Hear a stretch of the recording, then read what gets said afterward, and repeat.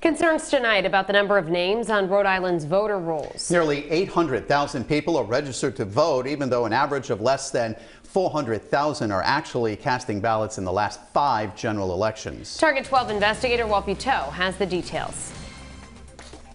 Witness requirements were waived from mail ballots to help voters avoid crowds at the polls during the pandemic, and that effort has offered a clue about the total number of voters on the rolls. More than 100,000 mail ballot applications sent out for the state's presidential primary came back as undeliverable. Some claim that proves the voter rolls are bloated. Secretary of State Nellie Gorbea has a more optimistic take. That is actually a really good sign because it allows us to begin the process to make those voters inactive and eventually remove them legally from the voter rolls. Gorbea's spokesman tells us about 75,000 registered voters are now considered inactive for various reasons, but federal law does not allow purging anyone from the rolls unless they do not vote in 2 straight general elections for federal office.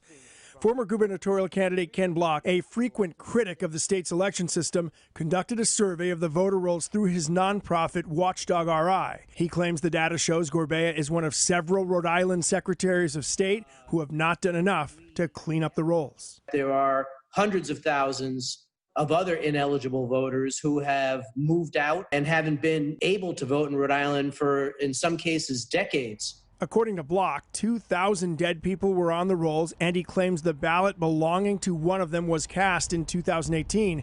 He also says he found 200 individuals with duplicate registrations, with one of them voting twice in the same election in 2018.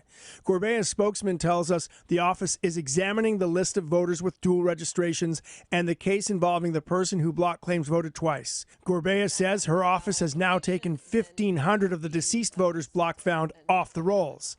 But Block and others tell us they remain concerned, especially with the high percentage of mail ballots expected in the upcoming elections. When you don't have clean rolls and you also remove all of the safeguards that you have in place, you're opening up more avenues where somebody can take advantage. The voter list in and of itself is not the only security to our elections.